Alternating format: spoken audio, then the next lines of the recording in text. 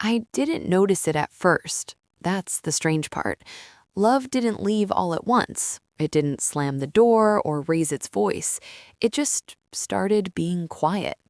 At first, I thought it was normal. People get busy, days get heavy, feelings don't always show up on time. I told myself that real love doesn't need constant proof. I told myself many things, actually. Most of them were lies I learned to say gently. I remember sitting on the edge of the bed one night, phone in my hand, staring at a message I had typed and erased 3 times. It wasn't an argument. It wasn't even a question. Just a simple sentence. Something small enough to not sound needy. Something light enough to not scare you away. I never sent it.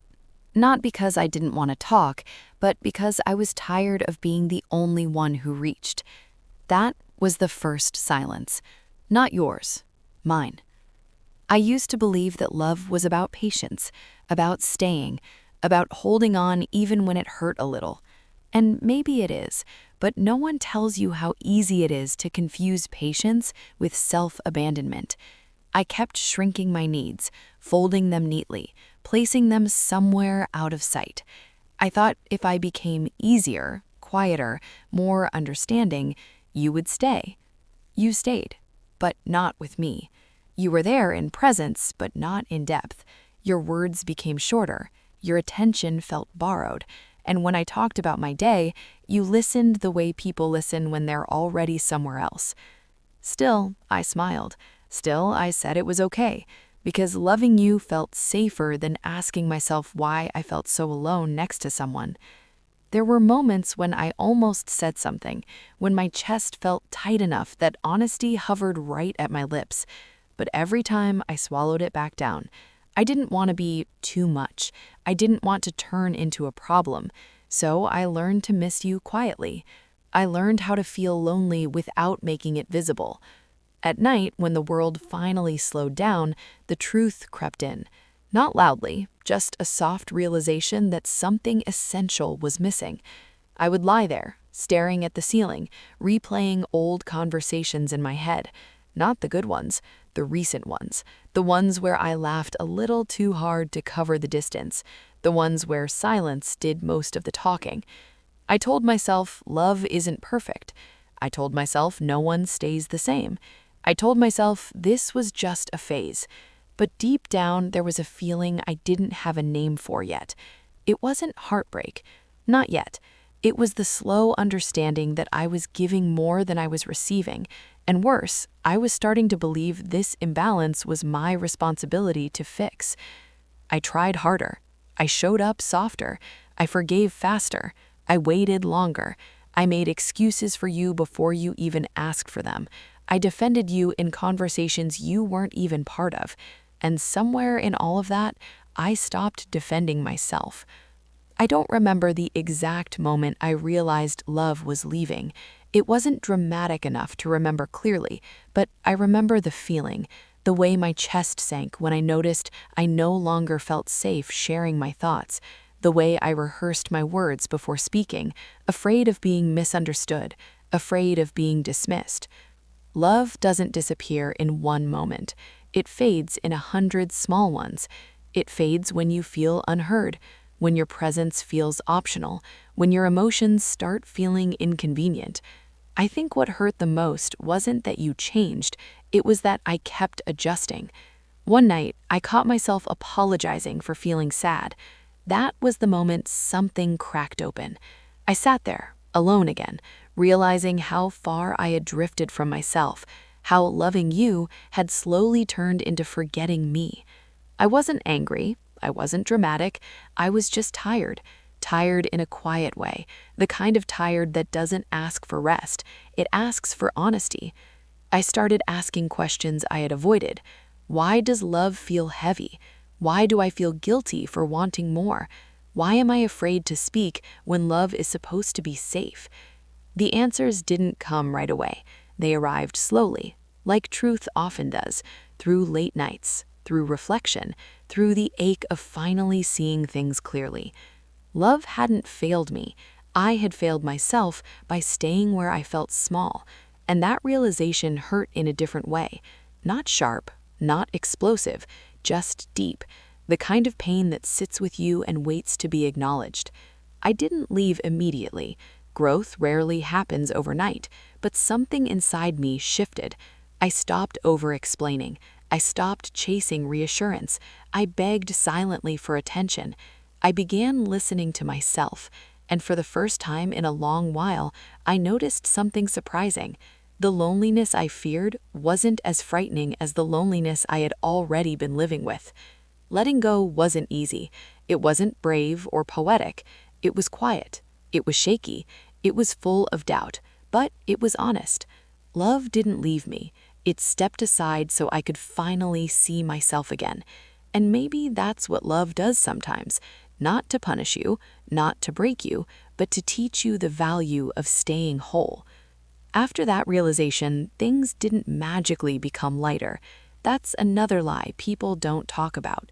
When you finally see the truth, it doesn't free you right away. Sometimes it just makes everything heavier. Clearer, but heavier. I started noticing all the moments I used to ignore, the pauses in conversations, the way my excitement was met with polite interest instead of curiosity, the way my silence went unnoticed, but my emotions felt like an inconvenience. Once you see it, you can't unsee it. And that was terrifying, because seeing it meant I had a choice, and choices come with consequences. Some nights I missed you deeply, not the version of you that existed now, but the one I fell in love with, the one who used to listen with their whole body, the one who noticed small changes in my voice, the one who made me feel like I mattered without me having to prove it. I grieved that version quietly. Grief doesn't always come after something ends. Sometimes it arrives when something is still there, but no longer the same. I stayed longer than I should have, not because I didn't know better, but because hope is stubborn, because love doesn't disappear the moment it starts hurting, because part of me still believed that if I just waited a little more, things would return to how they were. But time doesn't rewind for people who are growing in different directions. I remember the night I stopped crying about us. That scared me more than the nights I couldn't sleep. Indifference doesn't arrive loudly. It settles in gently, like a tired acceptance. I realized I wasn't angry anymore. I wasn't even sad in the same way. I was just distant, emotionally stepping back one quiet inch at a time. That's when I knew something had changed for real. I started doing small things for myself again, not as a statement, not as revenge, just survival. I spent time alone without feeling guilty. I stopped explaining my feelings to someone who wasn't listening. I began protecting my energy instead of offering it freely. And in that space, something unexpected happened. I felt myself returning. Not all at once, just in fragments. A thought here, a boundary there, a moment where I chose rest instead of reassurance. I realized how long I had been measuring my worth by how loved I felt by you, how your attention had become a mirror I kept checking to see if I was still enough. That realization hurt, because it meant I had handed you power you never asked for, but also never refused. Letting go wasn't dramatic. There was no final speech, no perfectly worded goodbye, just a quiet understanding that staying was costing me parts of myself I couldn't afford to lose anymore. I didn't leave because I stopped loving you. I left because I started loving myself again, and that kind of love doesn't beg. It doesn't shrink. It doesn't stay where it feels unseen. The days after were strange, empty in a way that echoed. I missed the routine, the familiarity. Even the pain felt familiar, and that made it tempting to go back. But every time I thought about returning, I remembered how lonely I felt while you were still there. That memory kept me steady. Healing wasn't pretty. Some days I doubted everything. Some nights I replayed conversations, wondering if I had asked for too much, wondering if I should have tried harder, wondering if leaving meant I failed. But slowly, another truth began to surface. Wanting to be valued isn't asking for too much. Wanting emotional safety isn't weakness. Wanting to feel chosen isn't selfish. I wasn't broken for needing more. I was brave for admitting I deserved it. And in the quiet moments, the ones where I sat with myself without distraction, I felt something I hadn't felt in a long time. Peace. Not happiness, not excitement, just peace. The kind that comes when you stop fighting yourself, when you stop questioning your worth based on someone else's capacity to love. Love didn't leave to hurt me, it left to teach me where I was abandoning myself, and that lesson stayed. After the noise faded, after the ache softened into something manageable, I began to understand that healing doesn't announce itself. It doesn't wake you up one morning and say, "You're okay now." It arrives subtly, in the way your shoulders relax without you noticing, in the way you stop checking your phone for a name that no longer appears, in the way silence stops feeling like punishment and starts feeling like space. At first, the quiet was uncomfortable. I had spent so long filling it with thoughts of you, with worries, with what-ifs, that being alone with myself felt unfamiliar. I didn't know what to do without the constant emotional tension, without the waiting, without the hoping. So I sat with it, not because I was strong, but because I was tired of running from myself. I began to notice small things again, the way morning light touched the floor, the comfort of slow music playing in the background while I did nothing in particular, the strange relief of not having to explain my mood to anyone. These moments weren't dramatic, they didn't fix me, but they reminded me that life still existed outside of longing. There were days when I missed you unexpectedly, not in a way that made me want to go back, but in a way that reminded you were once a chapter that mattered, and I let myself feel that without judgment. Healing isn't about erasing memories, it's about making peace with them. I stopped romanticizing what we were. I stopped replaying only the good parts. I allowed myself to remember the nights I felt invisible, the times I swallowed my words, the way I felt like I had to earn affection. That honesty grounded me. It kept me from confusing familiarity with love. As time passed, I noticed a quiet shift in how I spoke to myself. The inner voice that once criticized me for being too emotional began to soften. I stopped asking why I wasn't enough. I started asking why I had stayed where I felt so little. That question changed everything.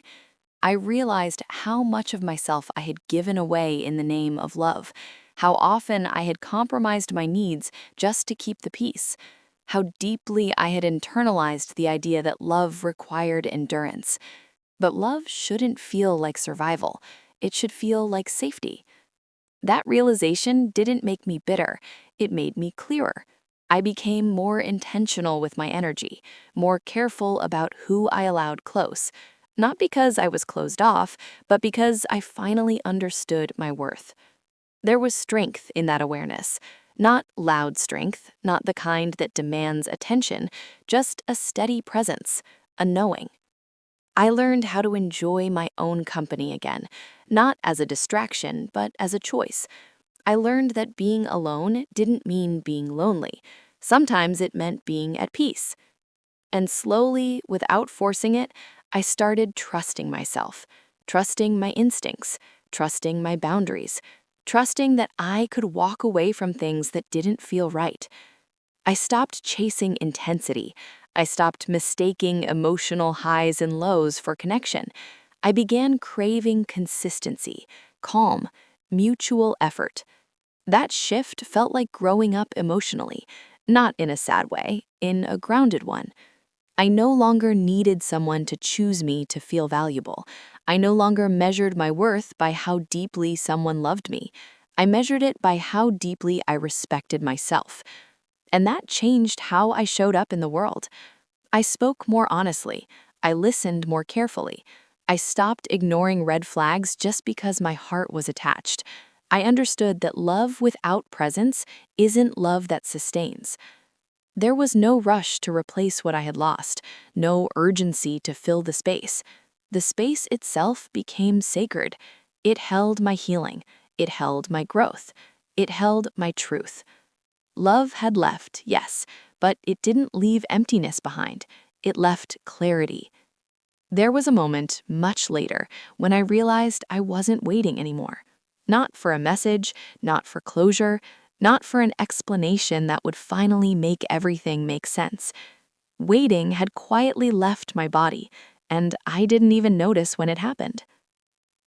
I used to believe that healing was something you worked toward, that if you reflected enough, felt deeply enough, understood every detail of what went wrong, you would eventually arrive at some clear emotional destination. But healing isn't a place, it's a shift. It's waking up one day and realizing you no longer feel pulled backward, that the past doesn't ask for your attention the way it used to, that your thoughts have softened, that your chest doesn't tighten when certain memories pass through. I didn't forget you. I just stopped carrying you everywhere. That difference matters. I noticed it in small, ordinary moments, when something good happened and I didn't immediately think of telling you, when something difficult came up and I trusted myself to handle it, when silence felt natural instead of empty. I had space again, and in that space, I started to understand myself more clearly than I ever had while trying to hold us together. I saw how much of my identity had been shaped by how I loved, how often I defined myself by what I could give, what I could endure, what I could forgive. I had believed that being loving meant being endlessly understanding, endlessly patient, endlessly available. But availability without reciprocity slowly becomes self-erasure. I didn't notice it while it was happening. You rarely do. It happens gradually. You let go of one need, then another, until one day you look at yourself and realize you've been showing up everywhere except for yourself. That realization didn't make me angry. It made me careful. Careful with my time, careful with my emotions, careful with who I let close. Not closed, just intentional. I started asking myself questions I had never prioritized before. Does this feel safe?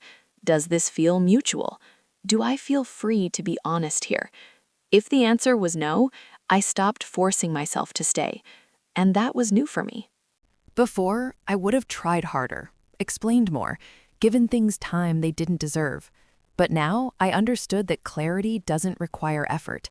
If something is right, it doesn't constantly confuse you. Peace became my measure. Not excitement, not intensity, not longing. Peace.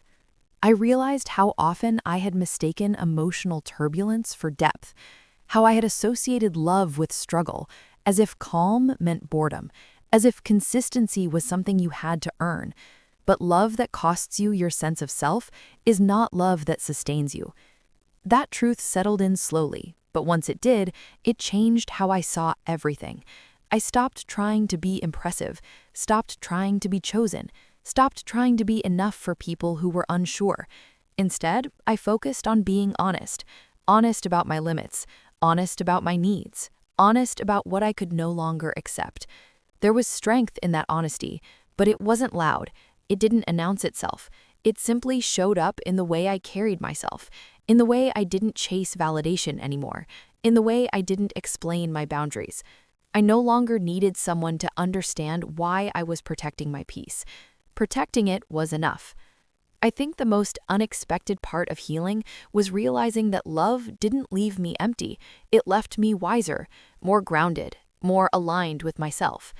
I learned that longing doesn't mean connection, that missing someone doesn't mean they belong in your future, that nostalgia is not a reason to return to a place where you felt unseen. Some doors close not to punish you, but to stop you from shrinking. And some endings happen not because you failed, but because you finally grew. I stopped blaming myself for staying too long. I understood why I did. I stayed because I cared deeply, because I believed in love, because I hoped. Those aren't weaknesses, they're human qualities. They only become painful when they're not matched. I forgave myself for not knowing then what I know now. Forgiveness was another quiet shift. Not dramatic, not ceremonial, just a gentle release of guilt I had been carrying without realizing it. I allowed myself to move forward without needing your acknowledgement, without needing an apology, without needing a final conversation to validate my experience. Closure didn't come from you. It came from me choosing not to reopen wounds that were already healing. I realized I didn't need to prove that I was hurt, or that I loved deeply, or that what we had was real. I knew my truth, and that was enough.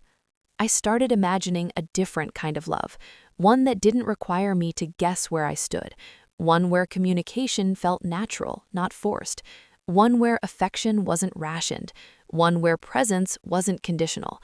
I didn't rush toward it. I wasn't searching. I just knew I wouldn't accept less anymore. That knowing felt like standing firmly in myself for the first time. I understood that love doesn't need to be chased. It doesn't hide behind confusion. It doesn't make you doubt your worth. It meets you where you are, fully. And if it doesn't, it's not love meant to stay. I stopped fearing being alone, because I had learned how painful it is to be alone with someone. Aloneness, when chosen, is peaceful. Loneliness, when ignored, is exhausting. I chose peace, and with that choice came a deeper sense of self-worth. Not the kind built on confidence or achievements, but the quiet kind that comes from self-respect, from knowing you will not abandon yourself again. That promise mattered more than any relationship. I promised myself I would listen the next time something felt off, that I wouldn't explain away discomfort, that I wouldn't confuse potential with reality, that I wouldn't stay where my presence felt optional. That promise changed everything. Love didn't leave to make me bitter. It left to teach me discernment. It left to show me the difference between attachment and alignment, between wanting someone and being right with someone, between loving deeply and loving wisely. And I carry that lesson with me now, not as a wound, not as a warning, but as a quiet strength. I don't look back with regret. I look back with understanding, with gratitude for what was, and clarity about why it couldn't stay. Some love stories aren't meant to last, they're meant to teach. And the lesson I carry forward is simple, but it took me a long time to learn. Love should never cost you yourself. And if it does, it's not the love you're meant to keep. There comes a time when you stop revisiting the past, not because it no longer hurts, but because it no longer asks for your attention. That's when you know something inside you has settled. Not healed completely. Healed enough.